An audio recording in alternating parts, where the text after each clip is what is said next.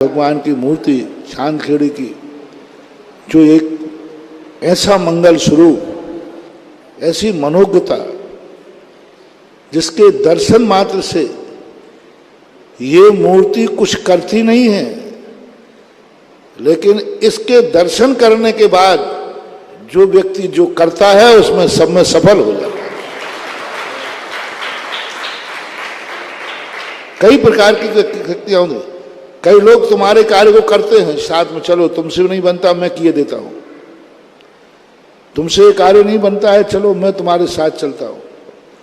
लेकिन ये मूर्ति कुछ नहीं करती, किसी के साथ नहीं जाती, लेकिन जिसको जो कार्य करना है और इस मूर्ति का ध्यान कर ले और यह मूर्ति यदि दर्शन दे दे तो जाओ तुम जो कार्य करोगे उसमें सफलता जरूर मिलेगी, क्योंकि इसकी मुद्रा बड़ी मंगल स्वरूप है।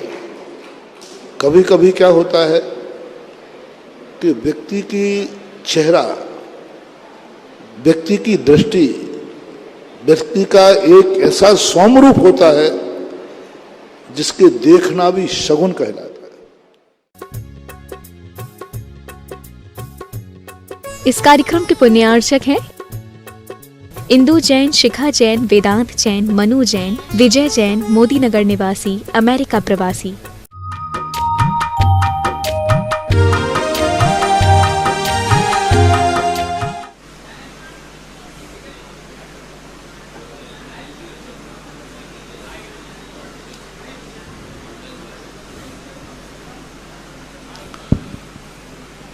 नमो अरिहंताणं, नमो सिद्धाणं, नमो आयर्याणं, नमो वज्रायाणं, नमो लोये सर्वशाहूणं।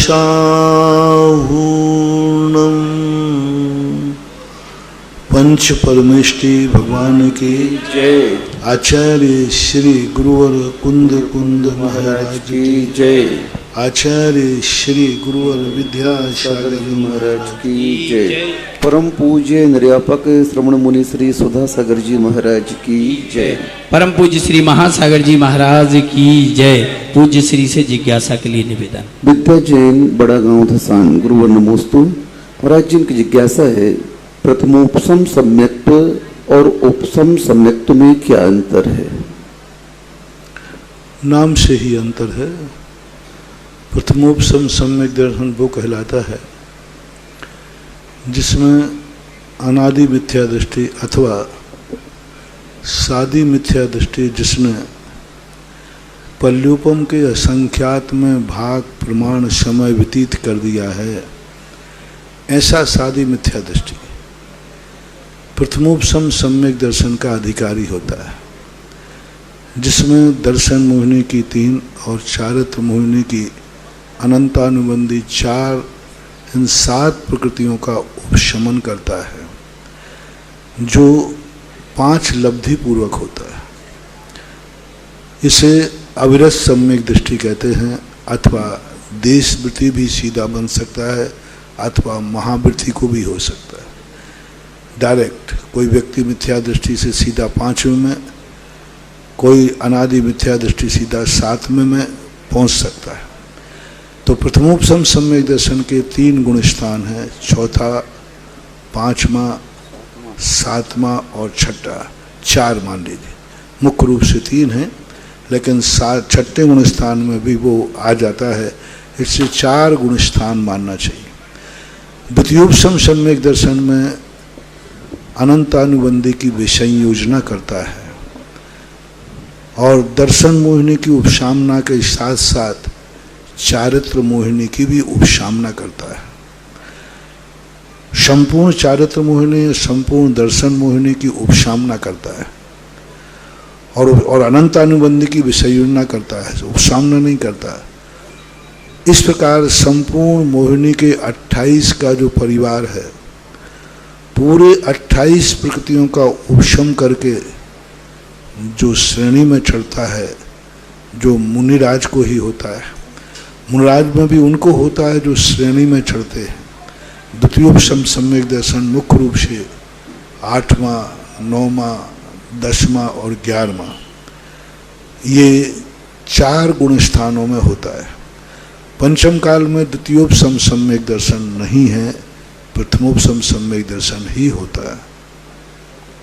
महाराज जी, प्रथमोपम सम्यक्त्व की स्थिति कितनी देर तक रहती है जीव के साथ? कितने काल तक वह ठहर सकता है? अंतर्मुहूर्त, दोनों का अंतर्मुहूर्त काल है। उसके बाद क्या परिणाम होगा उसका? उसके बाद प्रथमोपम सम्यक दर्शन के साथ 2 नियम पूज्यवर वीरसेन स्वामी ने बनाए। अनादि मिथ्या दृष्टि यदि प्रथम बार उपम सम्यक दर्शन करता है तो नियम से एक बार वह अंतर्मुहूर्त के लिए कम से कम मिथ्यात्व गुण स्थान में पुनः जाएगा। धवला पुस्तक 6 के अंदर उन्होंने दूसरा मत प्रस्तुत किया कि कोई जरूरी नहीं है कि वो मिथ्यात्व में जाए, सीधा क्षयोपम सम्यक दर्शन प्राप्त कर। यह तय है कि प्रथमोपम के बाद या तो मिथ्यात्व में जाएगा या फिर क्षयोपम सम्यक दर्शन में जाएगा। प्रथमोपम सम्यक दृष्टि सीधा क्षायक सम्यक दर्शन प्राप्त नहीं कर सकता, क्षयोपम में जा सकता है।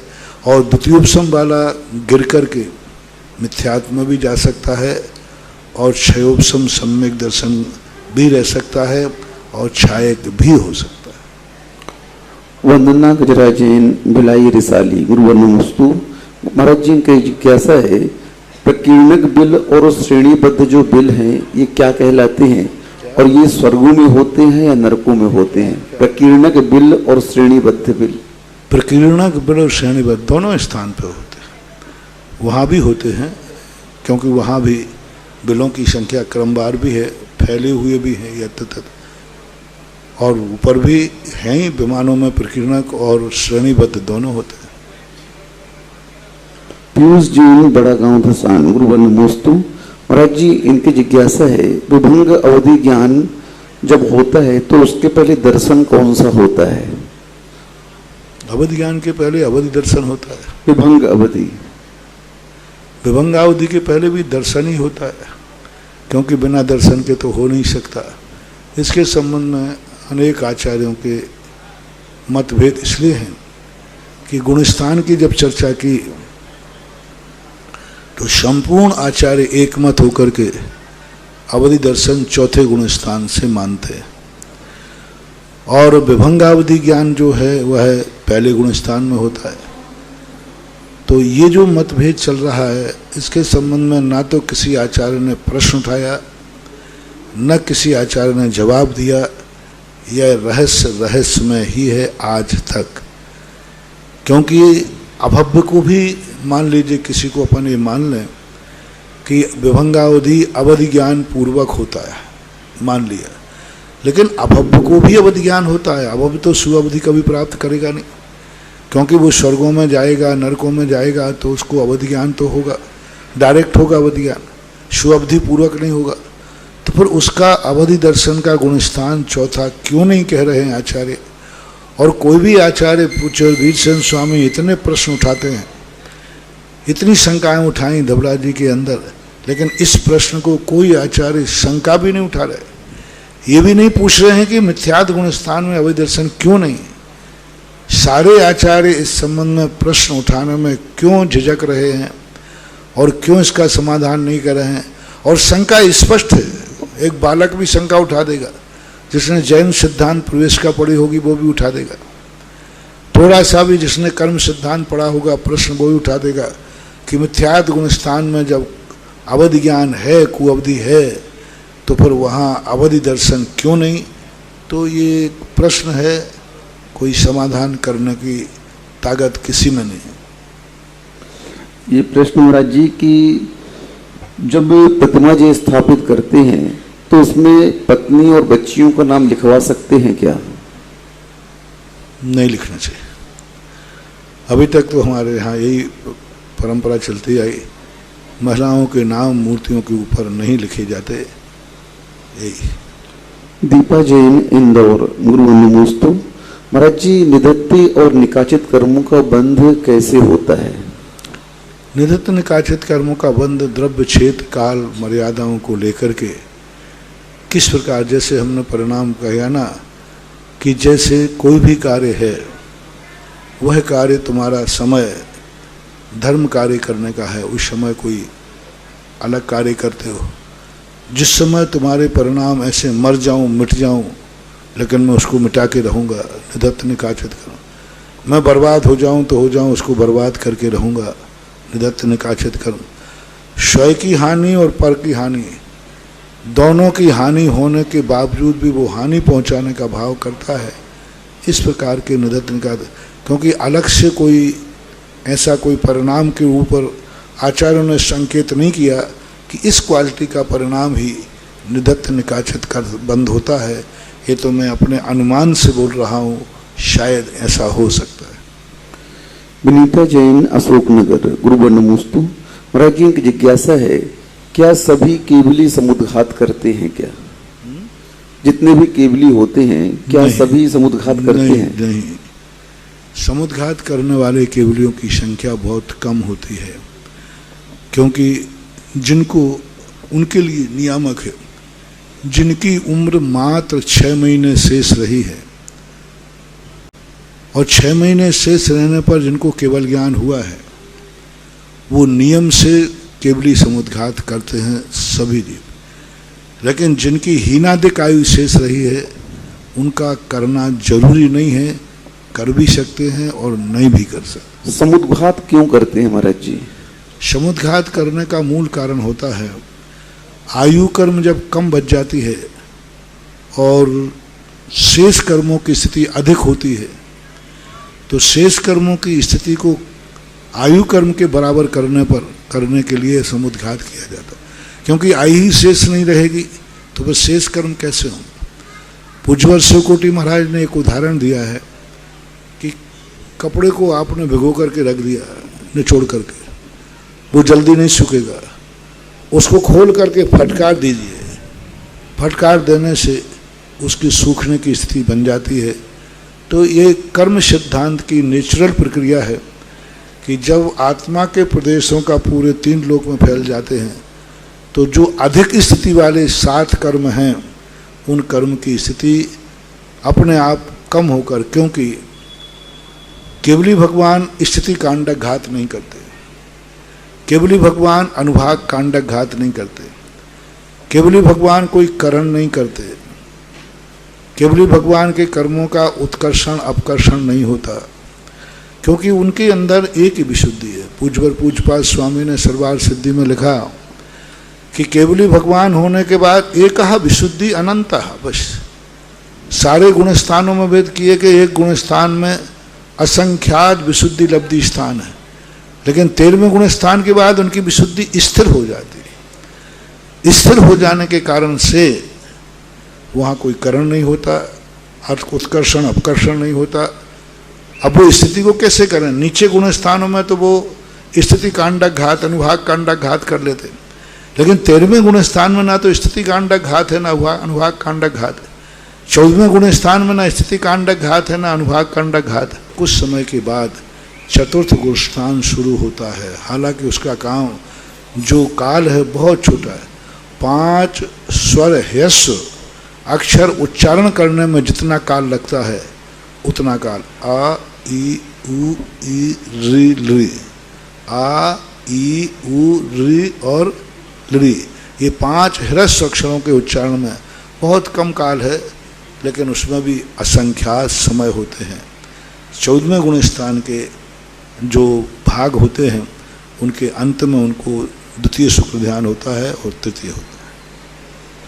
अतिशय जैन, मांगरोल। गुरुवर नमोस्तु। महाराज जी की जिज्ञासा है कि किसी भी कार्य की सिद्धि अनेक कारणों के माध्यम से होती है, लेकिन उस कार्य की सिद्धि होने पर एक व्यक्ति को ही महत्व दिया जाता है, पूरा पुण्य का दारोमदार उसके ऊपर रख दिया जाता है।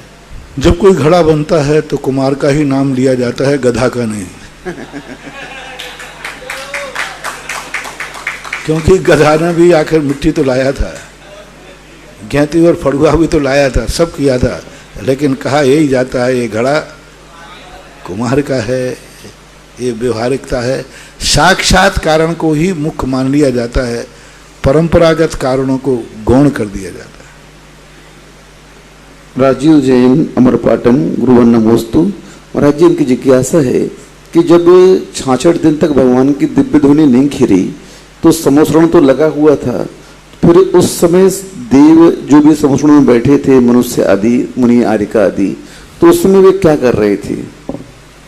कर्म का जब तीव्र हृदय होता है तब किम कर्तव्य विमूढ़ हो जाता है व्यक्ति। कांक गोद में छोरा, गांव में डिंडोरा। गोदी में छोरा बैठा हो और कहते मेरा छोरा गुम गया।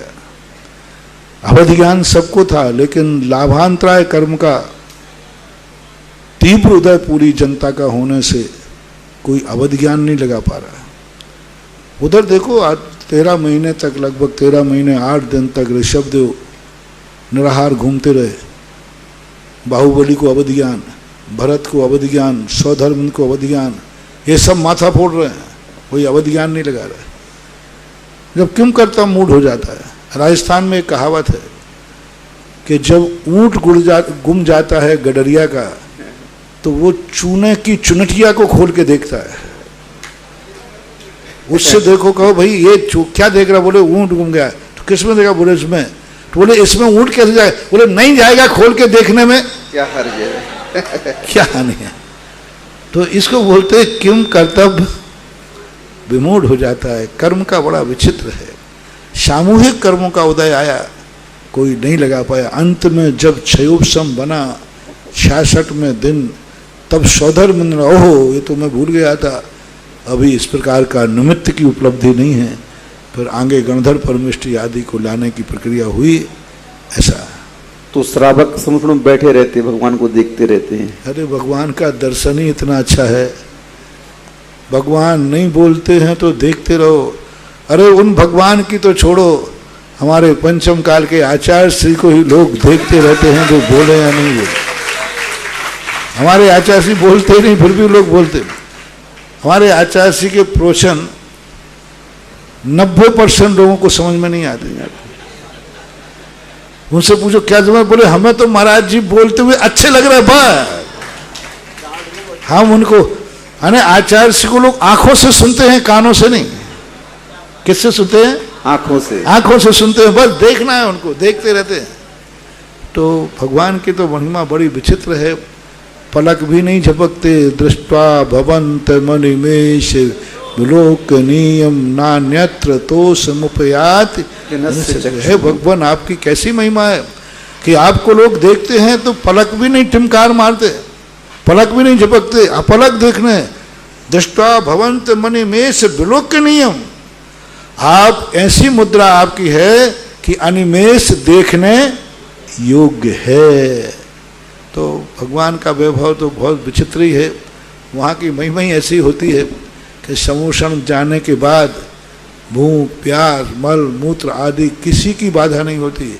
एयर कंडीशन, पसीना होता नहीं, गर्मी होती नहीं, एसी वहाँ होते नहीं और एयर कंडीशन होता है। गर्मी नहीं, सर्दी नहीं, बरसात नहीं, कुछ नहीं। मंडप है नहीं, फिर भी धूप नहीं, बरसात नहीं, कुछ नहीं।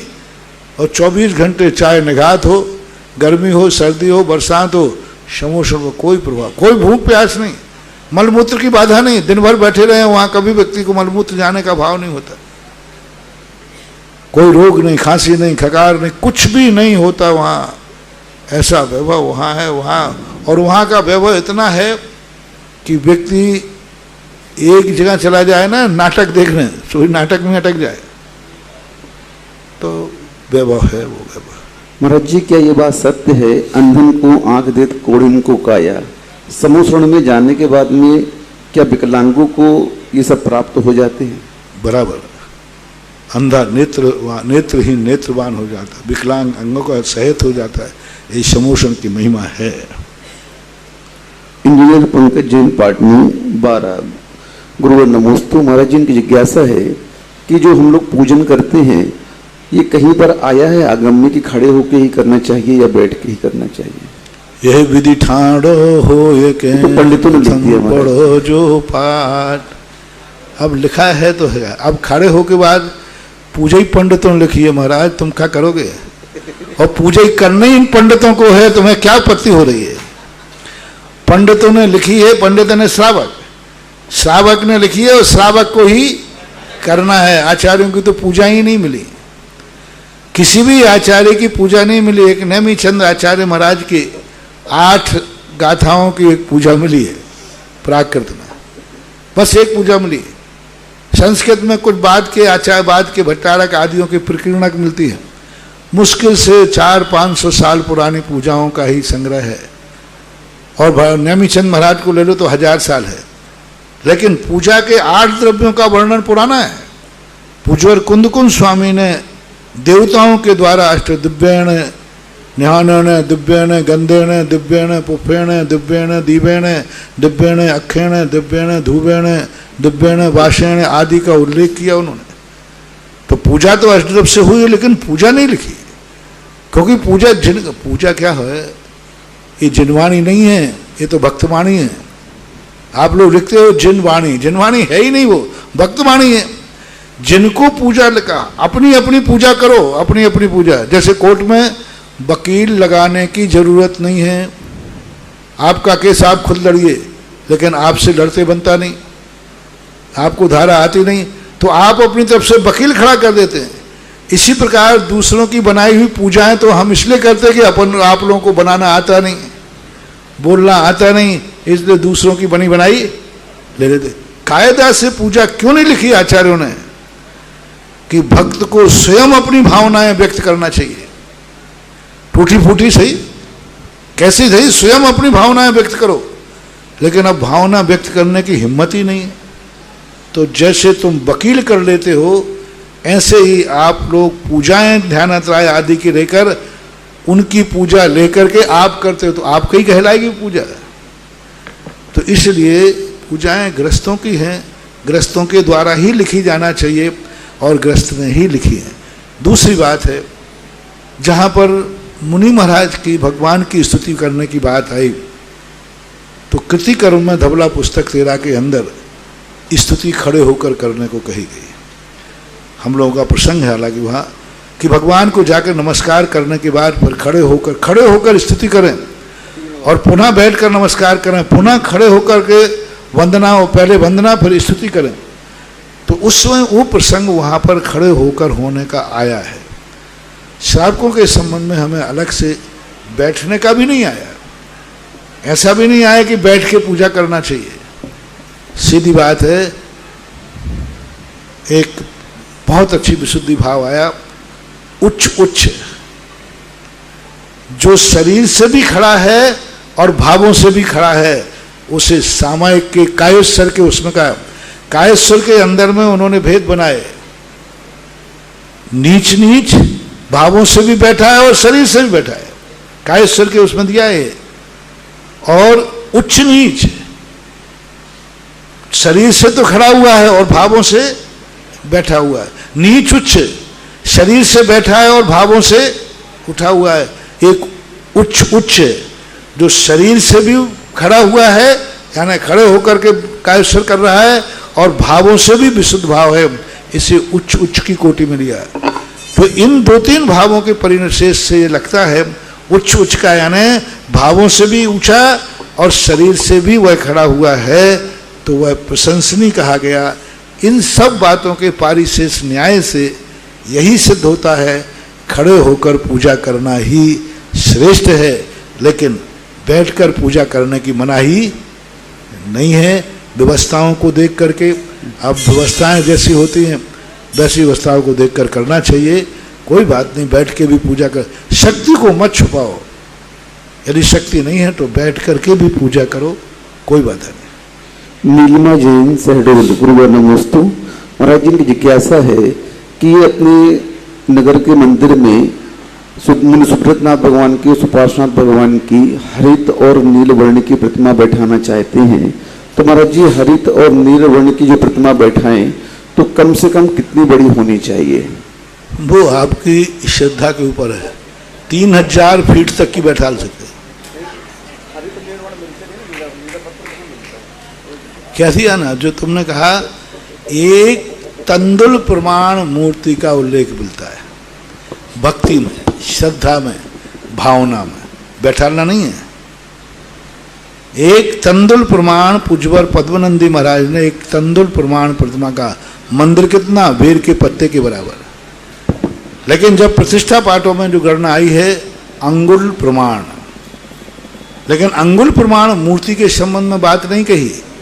अंगुल प्रमाण को लेकर नाप दिया है कि 1 अंगुल की मूर्ति है तो कितने होना चाहिए, लेकिन इस अंगुल से ना लेकर के कम से कम 9 इंच से छोटी मूर्ति उचित नहीं है। सांगोपांग नहीं समझ में आते, सांगोपांग ठीक नहीं होते हैं। तो अच्छा ये है कि 9 इंच से ऊपर और 3000 फीट तक की मूर्ति बैठाल सकते हो। 500 धनुष प्रमाण अकृत्रिम चैत्यालय की मूर्तियां होती हैं।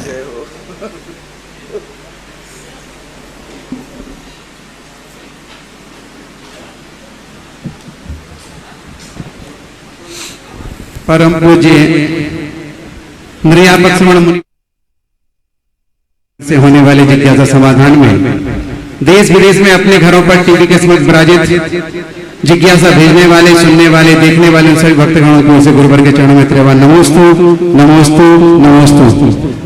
हमारे बीच में बहुत सारे भक्तों ने अपनी भावनाओं को प्रस्तुत किया है, जिन्होंने आज शांति धारा करने का सौभाग्य व्यक्त किया था।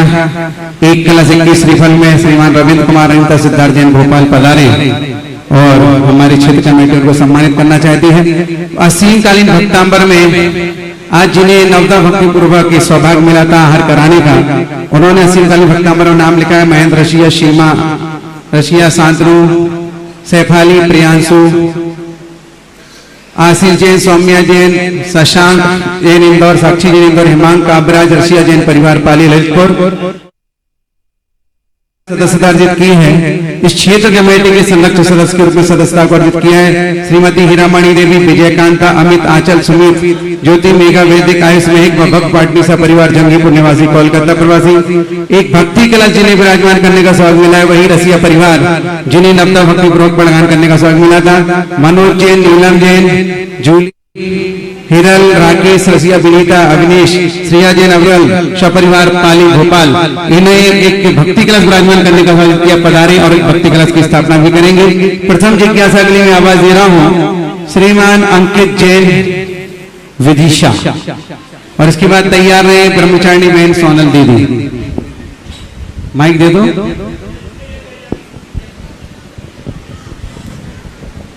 नमोस्तु महाराज जी। मैं यहाँ पे आ रहा था तो सब लोग मना कर रहे थे कि वहाँ पे नहीं जाना, गुरुजी मना कर रहे हैं। तो मैंने लोगों से बोला वो समुंदर है, छोटी मोटी बूंद को तो ऐसे ही संभाल लेते हैं। तो और महाराज जी यहाँ की कमेटी ने भी मतलब हम लोगों को रुकने की व्यवस्था दी और हमें शिविर से भी अच्छा लग रहा है इस बार। कुछ अलग बोले आप, क्योंकि नहीं तो लोग अभी से आधे पंच करना, आधे ही व्रतों में आना शुरू हो जाएंगे। आप आए, अनधिकृत चेष्टा है, क्योंकि अनुमति नहीं थी। समूषण में सब कुछ ठीक हो जाता है, लेकिन भूल माफ नहीं होती है। अब आपने अपराध कर लिया है तो उसको छुपा के रहो, नहीं तो केस चालू हो जाएगा। FIR दर्ज मत कराओ। महाराज जी भक्तांबर जी में आया है 23वें नंबर का श्लोक, तौबा मनंत मुनिया परमम पुमांशा मादित्य वर्णमलम तमसा पुरुष तमे विषम उपलब्ध जयंती में तुम नाना शिवा शिव वदश्य मुनींद बनता। क्या अर्थ है महाराज जी इसका? थोड़ा अब पूरे श्लोक का ही तुमने अर्थ पूछ लिया, कुछ इसमें शंका क्या है? नहीं मतलब महाराज जी इसमें अर्थ है कि पहली लाइन का, हे भगवान, पूरा पढ़ो पहले। तौबा तमव्ययम विभुमचिंत मशंख माध्यम ब्रह्मांडमीश्वर मनंत मनंग के तुम योगीश्वरम विदित योग मनेकमेकम ज्ञान स्वरूप है ऐसे। हाँ हाँ हाँ महाराज जी। तो ये मुनियों के लिए है कि मुनि महाराज लोग जो हैं आपको ध्याते हैं और आपका ध्यान करके वो मृत्युंजय यानी मृत्यु को भी जीत लेते हैं, ऐसा पूरा भाव है। और पूरा श्लोक सामने लाओ तो बता दो। ठीक है महाराज। नमोस्तु महाराज। ब्रह्मचारिणी बहन सोनल दीदी, इसके पश्चात तैयार रहेंगे विपिन जी डांगरा बांसवाड़ा। परम पूज्य निर्यापक श्रवण मुनि पुंगव श्री सुधा सगर जी महाराज जी के चरणों में कोटि सह नमोस्तु। महाराज श्री जी 16 स्वर्गों तक इंद्र, सामानिक, त्रायस्त्रंस आदि ये 10 प्रकार की व्यवस्थाएं बताई गई हैं। उनमें किल्विस नाम की भी देव हुआ करते हैं जिनको कि पीछे बिठाला जाता है और शुभ क्रियाओं में लाते नहीं है। महाराज जी 16वें स्वर्ग में शुक्ल लेशिया के साथ ही आयु बंद होता है और वहाँ जन्म लेने वालों की भी शुक्ल लेशिया लोग ही उस स्वर्ग में जाते हैं। तो ऐसा कौन सा कर्म करते कि वहाँ जाके इतने अच्छे परिणाम होके भी क्लेश बन जाते हैं? लेशिया एक नियोगी परिणाम है स्वर्गों में। कर्म का फल जो है अनेक प्रकार से मिलता है। कोई व्यक्ति इतने शुभ कार्य करते हैं लेकिन उनके एक दूसरे को बढ़ाने की आदत होती है। मंद कसाई होते हैं, बहुत मंद कसाई होते हैं, ज़्यादा कसाई नहीं होती, लेकिन फिर भी उनका आदत होती है एक दूसरे को बढ़ाने की। धीरे धीरे भैया देखो मेरा कोई कसाय भाव नहीं है, ऐसी कोई बात नहीं, लेकिन फलाना व्यक्ति आपके संबंध में ये कहे क्षमा करना भैया, गलती हो गई हो तो क्षमा करना। आग लगा दी और फिर क्या कहते हैं, नहीं मेरा कोई ऐसा भाव नहीं है, बुराई तो देखो तुम्हें मालूम मैं तो करते ही नहीं हूँ किसी की, मेरी आदत ही नहीं। लेकिन वो ऐसा कह रहे थे तो मैंने तुमसे मात कहा है, माते को कोई झगड़ा मत करना भाई, कहा है। तो कोई ऐसे लोग होते हैं, लेशियाएँ सबकी बराबर होंगी स्वर्गों में, उम्र भी उनकी कोई कम नहीं होती, उनकी भी उम्र बड़ी होती है, लेकिन कुछ ऐसे परिणाम कर लेते हैं क्योंकि हर व्यक्ति के अंदर अनेकों गुण हों, कोई ना कोई एक ऐसा दुर्गुण होता है जो उनके किए कराए पे पानी फेर देता है। सब अच्छा है, बढ़िया है, सब बढ़िया कर रहे हैं, लेकिन कभी कभी किसी लोगों के मन में ऐसी आदत होती है तो उस कारण से ऐसा। विपिन भाई डांगरा तैयार, इसके बाद विनीता जी पाली। निरपक्षमण मुनि सुधा सागर जी के पावन चरणों में समस्त डांगरा परिवार, खांदू कॉलोनी एवं समस्त वागड़वासियों का त्रिकाल नमस्तु। महाराज जी आज खांदू कॉलोनी के लिए बहुत एक खुशी का विषय है कि जिस स्कूल के आशीर्वाद से, आपके आशीर्वाद से जिस स्कूल की स्थापना हुई थी, आपके परम भक्त चंद्रेश नायक के बेटे ने थ्रू आउट वहाँ से लगा आज तक सीए पास कर लिया, तो उसने आपको नमोस्तु कहा है, कहीं भी रुका नहीं महाराज जी। जहाँ से पहले बैच का पहला लड़का था और वो आज सीए पास हो गया है, तो उसने आपको नमोस्तु कहा है। दूसरा महाराज जी, आपने एक दिन प्रवचन में कहा था कि जिसका भी फार्म हाउस है उसे गाय रखनी चाहिए। आपने कहा था टेक टू ऑर्डर है, मैंने उस बात को पालना की, मैंने 10 गाय की व्यवस्था अपने फार्म हाउस पे की और ऐसा सिस्टम बनाया महाराज जी कि गाय का पानी जैसे ही वो एक गुड भी पिएगी तो एक गुड ऑटोमेटिक उसके अंदर आ जाएगा। उसी के साथ महाराज जी मैंने उसी दिन शिलान्यास के दिन एक भावना पाई थी कि वो मेरा ऐसी जगह सेंटर है कि हर साधु को रुकना पड़ता है, तो मैंने एक संत निवास के भावना से वहाँ 3 रूम और किचन बनाए कि कोई भी साधु रात को रुकता ही है महाराज जी। वहाँ पे बड़ौदिया से निकलेगा तो भी रात को रुकना पड़ेगा या आहार करना पड़ेगा, और खांदू कॉलोनी से निकलेगा तो अभी तो आपके आशीर्वाद विरोध तीर्थ तैयार हो गया है, लेकिन उसके बाद ही 5 किलोमीटर और आगे है, तो ऐसा आशीर्वाद दो गुरुदेव कि वहाँ संत बहुत अच्छा बढ़िया है। जो फार्म हाउस की बात जहाँ तक है, हमने 2 बातें कही हैं, ये भी अहिंसा ही है, क्योंकि आज जीव दूध के कारण और दूसरा सब्जियों के कारण सबसे ज़्यादा बीमारी, शाकाहारियों में बीमारी पड़ रही। तो जिनके पास फार्म हाउस हैं, खेत हैं, उनको 2 कार्य जरूर करना, गाय अपनी खुद की रखो और सब्जियां खुद की उगाओ। बाजार की सब्जियां जहर हो गई है, जहर है इनमें। आज जितने भी लोग सब्जी वाले, विज्ञान ने खुद ऐसे ऐसे इंजेक्शन, ऐसे ऐसी दवाई डाल दी, केमिकल फर्टिलाइज कर दिया कि तुम्हें लगे कि बहुत अच्छी है, क्योंकि बहुत बढ़िया है, और एक रात रख दो सुबह नीली पड़ जाती है। सब सब्जियों में कुछ ना कुछ प्रोडक्शन बढ़ाने के लिए ये सब कर रहे हैं। इसलिए अपने खुद देसी खाद की देसी सब्जियां, फार्म हाउस का उपयोग हो जाएगा, और अपने घर के लायक सब्जी, जितने प्रकार की सब्जियां होती हैं सब कर सकते। थोड़ी मेहनत होगी, सब कुछ होगा। एक व्यक्ति को यदि आपके परिवार में बाजार की सब्जी से कुछ कैंसर बीमारी हो गई, क्या करोगे इस संपत्ति का? और एक व्यक्ति यदि बच गया तो अनमोल हो जाएगा फार्म हाउस। इसलिए आज इस वैज्ञानिक युग में किसी का विश्वास मत करो। डिब्बा पैक पर मैंने घी को देखा, मैंने खूब गाय गौशालाओं को खूब टाइट करके कहा कि तुम किसी प्रकार से सस्ता घी लाओ। ये बैठे हैं उधर हुकम काका बैठे हैं कोटा के ना, मैंने घी सस्ता करो। बाजार में 600 रुपया कैसे पड़ता है? इन्होंने कहा महाराज जी का नकली मिला दूं तो पड़ जाएगा।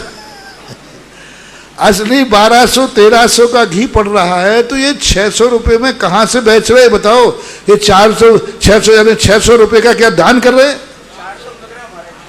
400 रुपये में बताओ 12 ज्ञान हो तो सब जगह शांति धारा अपने है ना बिनेवाड़ा में 2200 सब प्रयास कर लिया कैसे करके 400-500 रुपये किलो का घी, देसी घी बढ़िया सुगंधित बहुत अच्छा मिल रहा है, और यहाँ बनाने पर 1200 रुपये का पड़ रहा है, 1300 रुपये का पड़ रहा है।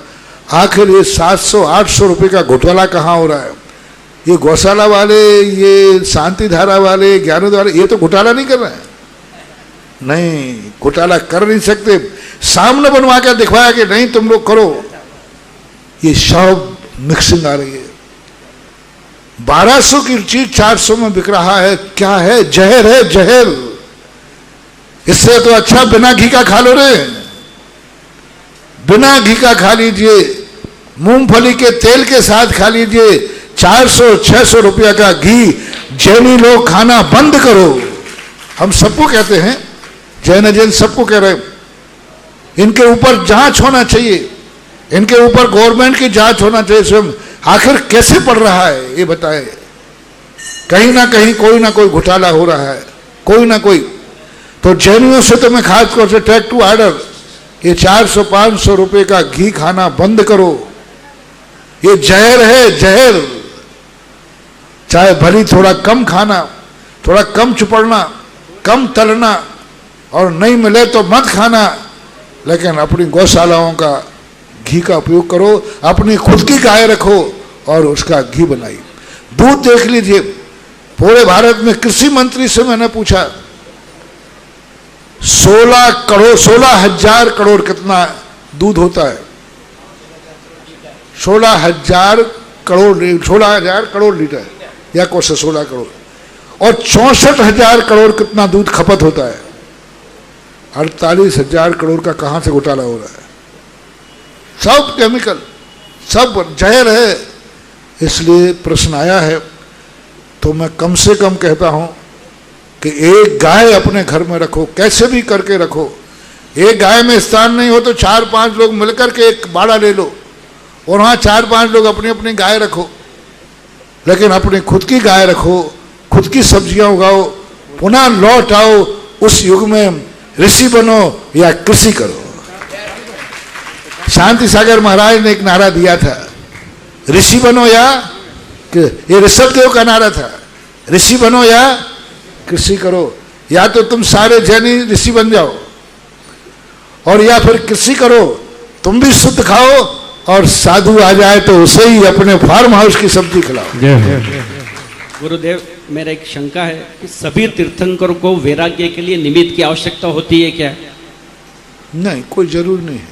तो मान लीजिए तीर्थंकर बालक जन्मे से ही अवधि ज्ञानी होता है, 10 अतिशय होते हैं, फिर आदिनाथ भगवान को, नेमिनाथ भगवान को ऐसे निमित्त की आवश्यकता? अवधि ज्ञान सहज नहीं, लगाए तो लगाना पड़ता है। कभी कभी कर्मों का उदय ऐसा आता है, मैंने कहा ना कि गोद में छोड़ा गांव में डिडोरा। अवधि ज्ञान है तो लगाने का भाव नहीं आ रहा है, कर्म नहीं करने देता है ऐसा। नमोस्तु भगवान।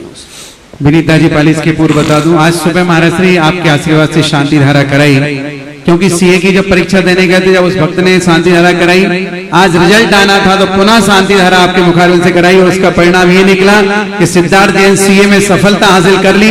और सब आपके आशीर्वाद से, कि वो परिवार है उम्मीदमल, महावीर सागर, चंद्र प्रकाश, मोहित, रोहित, सम्यक गोयल परिवार आवा वाले जयपुर निवासी, इन्होंने कल पुनः आवार में 51 श्रीफल के माध्यम से शांति धारा कराने की भावना प्रकट की है। जिज्ञासा विनीता जी पाली, इसके बाद तैयार है सिद्धार्थ जैन भोपाल।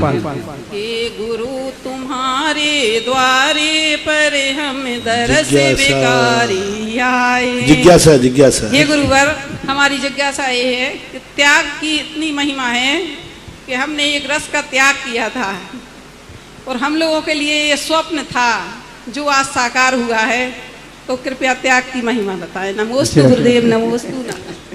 त्याग की महिमा इतनी सी बता देता हूँ कि एक बार गणेश प्रसाद बरड़ी नदी पार करना थी तो एक सेठ जी थे, तो नदी में बाढ़ थी। अब जो नाविक था उसको तो पैसा चाहिए, तो सेठ जी ने कहा कि वर्णी जी अपन नाव में बैठ के चलते हैं। बीच नाव में एक कलदार लिया उसने उतारने का। तो वहाँ पर सेठ जी बोले, महाराज जी, वर्णी जी, आप साधु लोग हमेशा पैसे की बुराई करते हो, पैसा बुरा है, पैसा बुरा है, परिग्रह है, पाप है। आज देखो वर्णी जी, यदि ये पैसा ना होता तो ना तुम नदी पार कर पाते ना हम कर पाते। तो वर्णी जी तो न्यायाचार्य हैं, उन्होंने कहा सेठ जी पैसे ने पार नहीं कराया, यदि तुम 1 रुपया तक का त्याग न करते तो ना हम पार कर पाते ना तुम पार कर पाते। तुम अंटी में यदि पैसा रखे रहते और फिर अपन दोनों कूद जाते। तुमने 1 रुपया का त्याग किया तो त्याग के कारण से तुम पार हो गए और हम पार हो गए। इतना ही काफी है आपके प्रश्न के जवाब। जय हो। सिद्धार्थ जैन भोपाल, इसके बाद तैयार रहें किरण जैन ठोकराई। महाराज श्री नमोस्तु नमोस्तु नमोस्तु। महाराज श्री वर्तमान में जो अभी हम तत्वार सूत्र पढ़ रहे हैं छुल्लक जी से, महाराज जी भौतिक दुनिया इसको कॉस्मोलॉजी के नाम से जानती है, यानी ब्रह्मांड विज्ञान।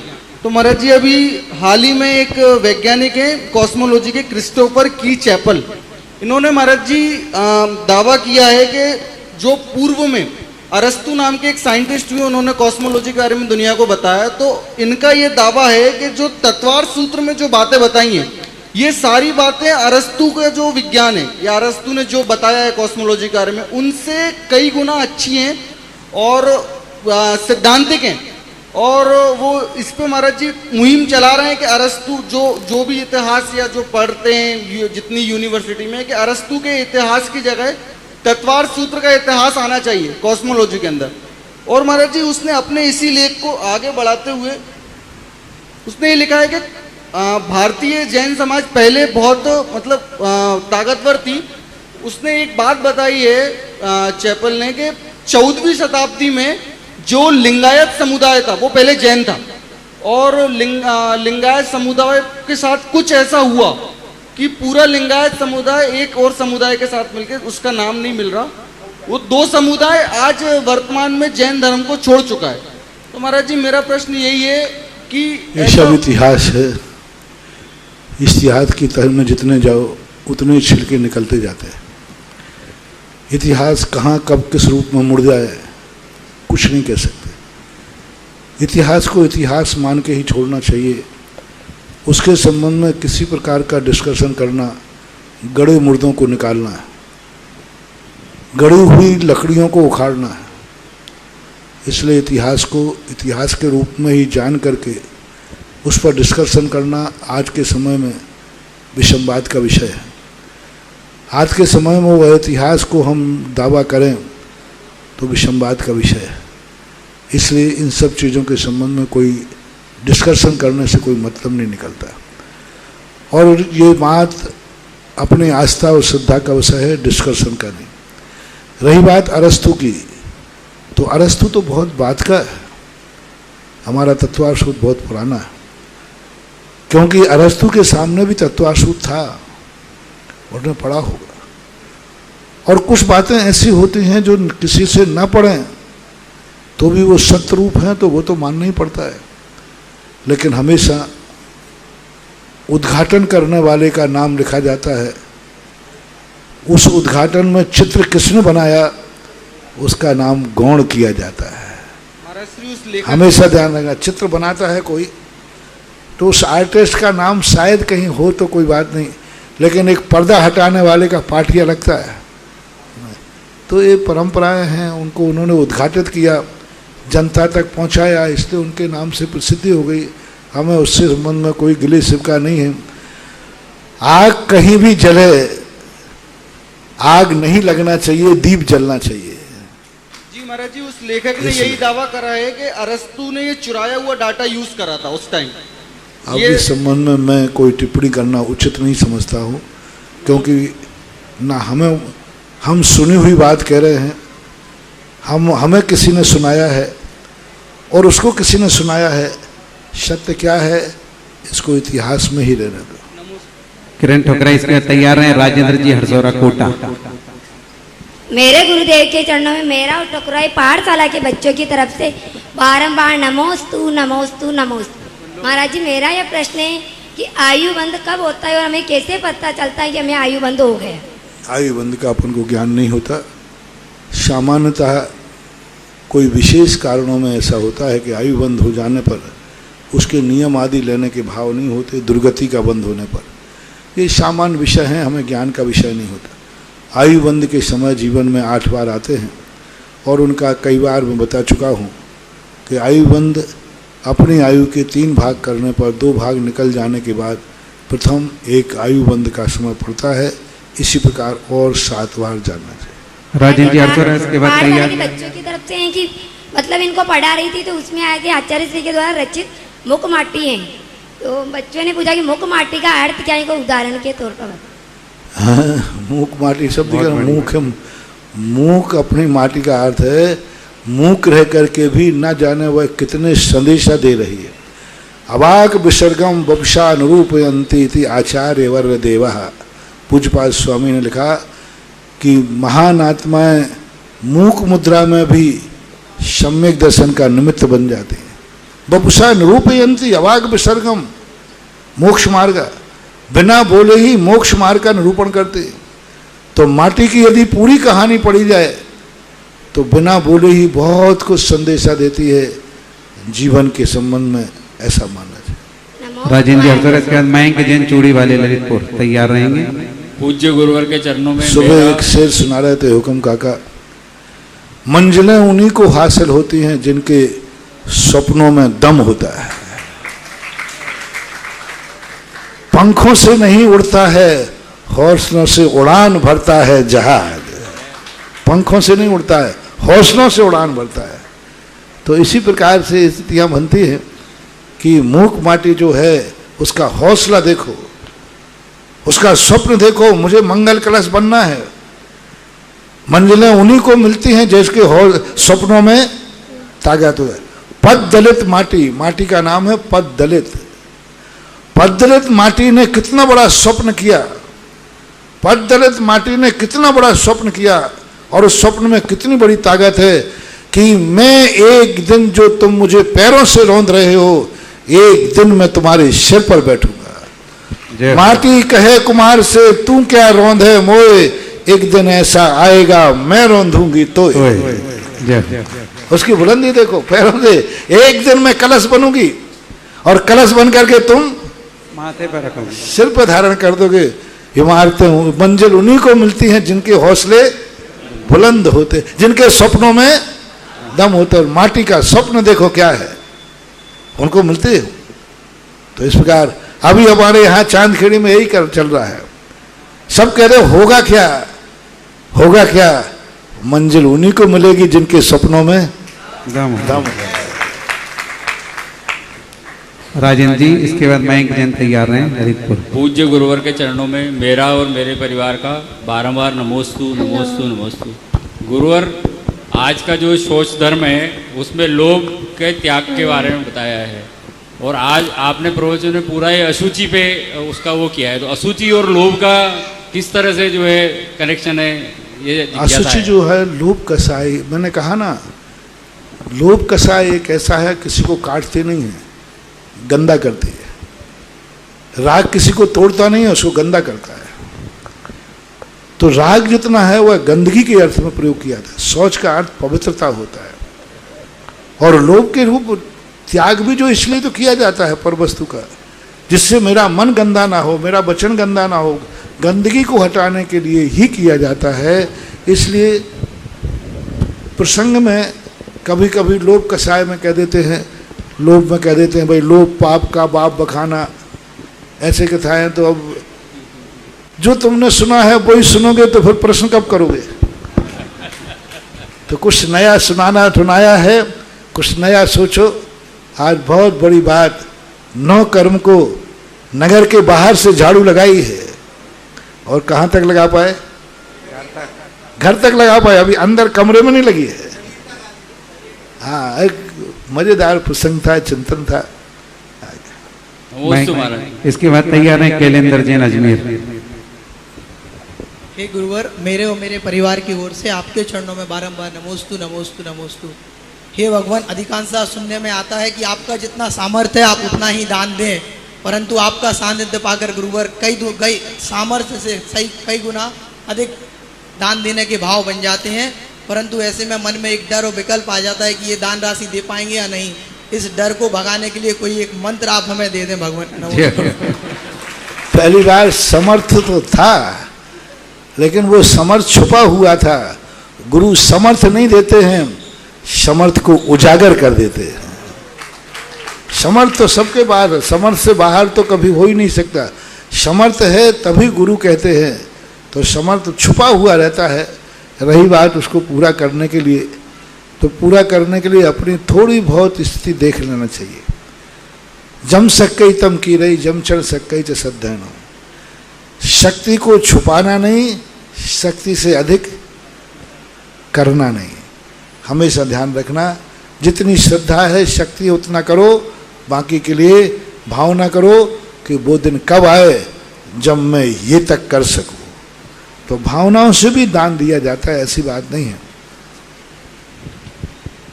कैलेंडर जी, इसके बाद तैयार हैं गौरवी जैन खानपुर। हेलो, नमोस्तु भगवान। अजमेर सकल दिगंबर जायसवाल जैन समाज की ओर से भी नमोस्तु।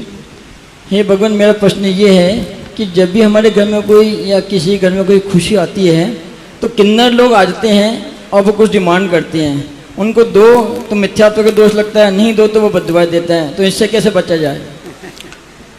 हमें शास्त्रों में तो ऐसा कुछ देखने को मिला नहीं। एक लोक रूढ़ियाँ बना ली हैं, बस शायद इतना ही कारण हो सकता है। वो उसने कर्म करके ऐसी पर्याय में उत्पन्न हुआ जिस पर्याय सदा सभी जगह पर सभी स्थानों पर तिरस्कृत होते। वो खुद अपनी जिंदगी से सुखी नहीं रहते, तो वे करुणा या दया के पात्र हैं, इस अपेक्षा से भली कह दो। बाकी जिस दादागिरी से आजकल वो उगाते के हैं, वो आजकल किन्नर दया के पात्र नहीं रहे, चौथ वसूली करते। चौथ वसूली दादागिरी से करते। तो इसके लिए कानून है, आप तुरंत FIR दर्ज कराइए, बराबर आपको शरण मिलेगी। महाराज, उनको दान देने से कोई मिथ्यात्व का दोष लगता है? फिर मैंने कहा ना, करुणा पात्र से दो, दया पात्र से दो, क्योंकि उनको कोई नौकरी देता नहीं, उनसे कोई काम कराता नहीं, वो कुछ कोई काम कर सकते नहीं। सब तरफ से होने से वो बेचारे जीव तो हैं ही। तो करुणा भाव से, अनुकंपा भाव से देने में कोई बाधा नहीं, देना ही चाहिए। लेकिन जिस दादागिरी से वो लेते हैं, वो दादागिरी होना, और थोड़े बहुत नहीं, हजारों, 20,000, 10,000, 25,000, 50,000, लाख। हाँ, तो इसके लिए आपको कुछ भी देने की जरूरत नहीं है। कोई व्यक्ति नहीं दे सकता। आप कानून की शरण रखिए। जैसे कोई आप चौथ वसूली करने आता है तो आप उसके लिए रिपोर्ट लिखा सकते हैं, आप ये भी रिपोर्ट लिखा सकते हैं, कोई बाधा नहीं। कानून आपके, कोर्ट केस करिए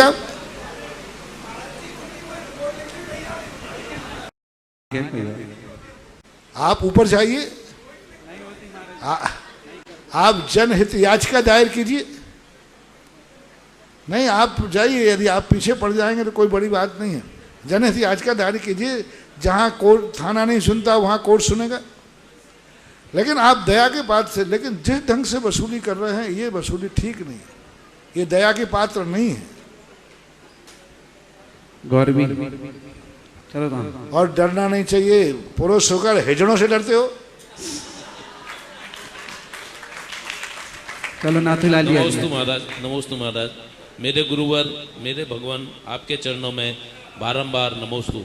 महाराज जी, ये प्रश्न जिज्ञासा समाधान में मेरा प्रश्न नहीं है। अजमेर से वीरेंद्र जैन टोनी, जो नारेली में गौशाला का कार्य देख रहे हैं, उनका यह प्रश्न है। वर्तमान में मनुष्य को आज अनेक समस्याओं का सामना करना पड़ रहा है। मानव स्वास्थ्य और पर्यावरण असंतुलन, जल का दूषित होना, कृषि भूमि का बंजर होना आदि से जूझना पड़ रहा है। ऐसी विषम परिस्थितियों में हमें अपने स्वास्थ्य कैसे रहें, और आज के इस वैज्ञानिक युग में मानव जीवन के साथ गौ माता का क्या महत्व है, ऐसा उन्होंने पूछा है। सबसे बड़ी बात है कि आप विज्ञान को खुद पसंद कर रहे हैं। बाजार में वही वस्तु बिकती है जिसको आप पसंद करते हैं। उपभोक्ता जिस चीज का बहिष्कार कर देगा कंपनी वो अपने आप बंद हो जाएगी। उपभोक्ता के कारण से सारी दुनिया चल रही है। उपभोक्ता स्वयं दुखी है। उपभोक्ता बंद कर दे वस्तु को लेना, बाजार में प्रोडक्शन बंद हो जाएगा। विज्ञान आविष्कार तभी तक करेगा जब तक उसका बिक्री होगी। आप खरीदते हैं, आप नया प्रोडक्शन आता है आप खरीदते हैं, वहाँ बनता है। चाइना सबसे ज़्यादा क्यों बढ़ रहा है? चाइना का व्यापार चाइना में सबसे ज़्यादा कम है। आप पसंद कर रहे हैं। आज हर व्यक्ति, आज भारत का शायद ही कोई घर हो जिसमें चाइना की कोई ना कोई वस्तु ना हो। आप बहिष्कार कर दीजिए, देखिए चाइना का प्रोडक्शन अपने आप बंद हो जाएगा। तो अब यही वाली बात हो रही है कि सरकार शराब का लाइसेंस तो देती है लेकिन पीने की मनाही है। तो अब ये कोई बात हुई क्या? गौरवी जैन खानपुर, इसके बाद दीपिका जैन इंदौर तैयार है। और जब गौ माता की बात कही तो अभी मैंने कहा ना, गौशालाओं को पालो और सारी समाज के लोगों को अपनी तुम्हारे यहाँ मकानों में जगह नहीं है गायों के लिए। आपके मकानों में आप गाय नहीं रख सकते हैं, शहरों में नहीं रख सकते हैं, क्योंकि शहरों में इतनी दूर दूर तक गाय को नहीं ले। तो गौशालाओं में प्रोत्साहन दो और सारे जिन समाजों की गौशालाएं हैं वे सारे समाज के लोग संकल्प करें कि हम दूध और घी खरीदेंगे तो गौशाला से ही खरीदेंगे।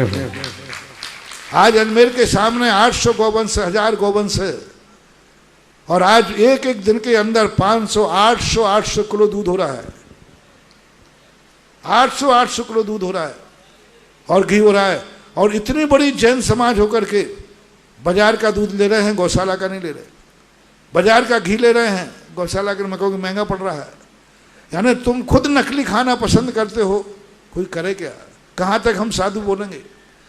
तुम्हारी खुद की आदत पड़ी है कि हम तो नकली ही खाएंगे। 400 रुपया घी खा करके फिर 50 लाख रुपया कैंसर में गमाएंगे। 400 यहाँ 600 800 रुपया बचा लेंगे, फिर कैंसर हो जाएगा तो मान्यपूति होगी, स्त्री विधवा होगी, बच्चे अनाथ होंगे, घर उजड़ जाएगा। बस वे 600 रुपया बचना चाहिए। अब वो 600 रुपया तुम बचा भी लोगे, पूरे जिंदगी भर में कितना बचा पाओगे? और एक को बीमारी हो गई तो सब कुछ रखा जाएगा, सब घर उजड़ जाएगा, सब बर्बाद हो जाओगे। इसलिए समाजों को संकल्प करना चाहिए कि हमारे यहाँ, हमारे घरों में जो भी हमारी गौशालाएं हैं, गौशालाओं को हम इतना मजबूत करें कि गौशाला में इतना दूध हो, इतना घी हो कि वहाँ रहने वाली समाज की पूर्ति हो सके। और सारी समाज बैठ के मीटिंग करो और गौशालाओं से संपर्क करो कि हमारी समाज में इतना दूध चाहिए, गौशाला में इतना दूध होना चाहिए। हम घरों में गाय नहीं रख सकते लेकिन गौशाला में रख सकते। हमें इतना घी चाहिए, हम गौशाला से ही घी लेंगे। नियम करिए आप, देखिए आपका भी स्वस्थ रहेगा, गौ माता भी पलेगी और गाय भी आपके लिए जीवन दान देगी। हम उपदेश ही दे सकते हैं। आपके यहाँ इतनी बड़ी गौशाला है, आपने जो समाज बात कही ना, प्रश्न की, नाथुलाल जी, ये बात आपने कही, आप ये प्रश्न यहाँ करने की अपेक्षा अपनी समाज में प्रश्न उठाओ। क्यों ना दूध गौशाला से लिया जाए? जैन गौशाला है जहाँ गाय पॉलीथिन नहीं खाती, कचरा नहीं खाती, गंदगी नहीं खाती। आपके ज्ञानोदय की गाय क्या खाती है? पॉलीथिन, बहुत बढ़िया, कुछ भी नहीं खाती, शुद्ध घास खाती है, दूध बिनोला खाती है, जो भी आप खिलाते वो खाती है। शुद्ध घी है। आपने देखा होगा गाय एक प्याज खा लेती है तो दूध में प्याज की गंध आ जाती है। तो जब गाय जो दुनिया भर का बाजार की सड़कों पे खा रही है और वो दूध तुम ला रहे हो, जर्सी गाय का दूध आप ले रहे हो, आप इसमें आप अपनी शुद्ध गायों का दूध लीजिए और गाय का घी ही प्रयोग कीजिए। गिर गाय का घी बताते सोना है, सोना। और शुद्ध, बाजार के सस्ते पे मत जाइए, अन्य चीजों में से पैसे कम कीजिए और शुद्ध अपनी गायों गौशालाओं के घी का उपयोग कीजिए। अरे खाने में क्या कंजूसी करे, और किसी चाट पकौड़ी में कम कर लेना। 1 किलो घी में 600 रुपया ज्यादा नहीं। और एक होटल में मिडवे में जब खाना खाने जाते हो परिवार से, 2-3 हजार का बिल, 2000 रुपया यूं फेंक के आ जाते हो। एक होटल के कमरे में 2000 यूं फेंक के आ जाते हो और इधर शुद्ध घी में कहोगे ये 600 रुपया ज्यादा का है। अब तुम्हारी विनाशकालीन विपरीत बुद्धि होगी। अजमेर जिले में इतनी बड़ी गौशाला है जहां दूध और घी इतनी मात्रा में, और ये कोई डेयरी फार्म नहीं है, ये वही गाय हैं जो कट्टी खाने जाते थे।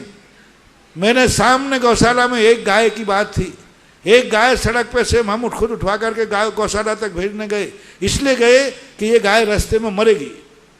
तो मैं नमोकार मंत्र सुनाने उसके साथ साथ गया, कहीं एक्सीडेंट करके सामने पड़ी थी, तो हमने उसको उठवाया लोगों से, और साथ समझ के जहाँ वहाँ से कोई 1 किलोमीटर गौशाला थी, वहाँ तक मैं छोड़ने गया। मैंने कि रास्ते में मरेगी, मैं नमोकार मंत्र सुनाऊंगा। वहाँ जाके रखा, रखने के बाद फिर मेरा बिहार हो गया। कुछ सालों के बाद मैं वहाँ पहुँचा तो मेरे सामने एक गाय बाढ़ लगी थी, बागड़ा, और वो छलांग लगा के उन्होंने निकल गई। तो वहाँ ग्वाला था, महाराज ये वही गाय है जिसको आप उठा के लाए थे। जय हो, जय हो। मैंने कहा वो गाय है? बोले महाराज जी 5 किलो दूध सुबह देती है, 5 किलो शाम को देती है, और जो कट्टी कटने जा रही थी। ऐसी अहिंसक गायें जो मरने जा रही थी वे आज दूध माता बन गई, जो कटने जा रही थी वो आज माँ बन करके दूध दे रही है। ऐसी गायों का दूध आप लोगों को लेना चाहिए। ऐसी गायों का आप प्रोडक्ट कहिए ज्ञानोदय कमेटी से, आप घी को अधिक से अधिक उत्पन्न करो, गायों को अधिक से अधिक भोजन कराओ और उनको स्वस्थ रखो। दूध और घी सारी जैन समाज लेगी। प्रश्न आपने किया है तो ये जैन समाज के लिए नारा लगाओ कि घी, शुद्ध घी खाइए और गौशाला से घी लीजिए। ऐसा कर महाराज जी जानकारी है, अभी जो वर्तमान समय में सारा दूध हमारे जैन समाज के सारे बंधु ले रहे हैं। और अभी नहीं, अभी बेटा मुझे मत बनाओ, क्योंकि मेरे पास सारा हिसाब किताब है। 5% भी नहीं ले रहे, 5% भी नहीं ले रहे। अभी भी गौशाला का घी कितना रखा हुआ है और कितना दूध होटल में जा रहा है, खुलवाओ मत पोल पट्टी। जैन समाज, इतनी बड़ी जैन समाज नकली दूध ले रही है, लेकिन गौशाला का दूध होटल में देना पड़ रहा है। जैन समाज के घरों में जाना चाहिए। घी रख करके होटलों में बेचा जा रहा है, लेकिन होटलों में भी कौन है, और जैन समाज को बाजार का घी डिब्बा पैक ला रहे हैं। सभी स्थान की यही था है। इसलिए भारत देश बहुत अमीर देश है, लेकिन यहाँ के लोग बहुत गरीब हैं। भारत बहुत अमीर देश है, लेकिन यहाँ के लोग पुअर माइंड। ऐसा गौरवी खान नमोस्तु महाराज जी, नमोस्तु नमोस्तु नमोस्तु महाराज जी। मेरी यदि जैन समाज घी और दूध गौशाला से रह रही होती तो आज भारत वर्ष में जो आचार्य श्री ने बीना वारा में शांति धारा, अभी तक 100 शांति धारा खुल गई होती। 100 शांति धारा भारत में खुल गई होती। यदि पूरी जैन समाज एक नियम ले ले, मैं शांति धारा का घी दूध लेंगे, तो आज 100 शांति धारा खुल गई होती। लेकिन आज स्थिति ऐसी नहीं है। उपभोक्ता को मालूम है कि क्या ले रहा है वो और किस प्रकार की परिणति चल रही है, बाद में पछताना पड़ेगा।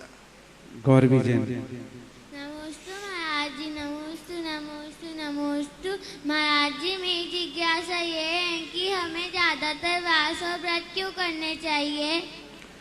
उपवास व्रत इसलिए करना चाहिए कि अपनी अंदर की ताकत जगाने के लिए कि हम बिना रोटी पानी के भी जी सकते हैं, और अपने आत्मा की शक्ति को प्रकट करने के लिए करना चाहिए। और फिर थोड़े बहुत व्रत करने से शरीर भी स्वस्थ रहता है। हमेशा ही खाते पीते रहोगे तो चर्बी बढ़ती जाएगी। दीपिका जैन इंदौर।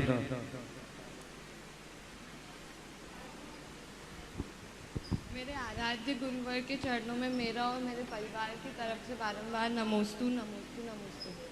महाराज जी मेरा प्रश्न ये है कि माइक पास में रखो। महाराज जी मेरा प्रश्न ये है कि लड़कियों को भी गुरु द्वारा संस्कार दिए जाते हैं क्या? लड़कियों को भी गुरु द्वारा संस्कार दिए जाते हैं क्या? क्यों नहीं दिए जाते? दे ही जा रहे हैं। हमारे आचार्य श्री पृथ्वी स्थली खोल रहे, संस्कार ही दे रहे। संस्कार सब लड़कों को भी लड़कियों को सबको संस्कार के विधान है। इस संस्कारों में कोई भेद नहीं है। कुछ मर्यादाएं हैं, उन मर्यादाओं में गौण कर दिया जाता है, लेकिन उसके अधिकार से वंचित नहीं किया जाता। मर्यादा अलग चीज़ है और उसका लाभ अलग चीज़ है। मर्यादा का तो ध्यान रखा जाता है, लेकिन लाभ में कमी नहीं जाती। वही लाभ उनको दूसरे माध्यम से भी दिया जाता है। अंतिम जिज्ञासा सुरेश जी, अशोकनगर। आगे माइक रखा है। हेलो, नमोस्तु महाराज जी, नमोस्तु नमोस्तु। मेरा तो जिज्ञासा नहीं है महाराज जी, वो है स्मरण समोसन, जिज्ञासा नहीं है। हेलो नमोस्तु महाराज जी, नमोस्तु। चलिए, इस प्रकार से जिज्ञासा समाधान संपन्न हुआ। हम जिनवाणी स्तुति करेंगे, इसके पूर्व आज की आरती। इस कार्यक्रम के पुण्यार्चक थे इंदु जैन, शिखा जैन, वेदांत जैन, मनु जैन, विजय जैन, मोदी नगर निवासी, अमेरिका प्रवासी।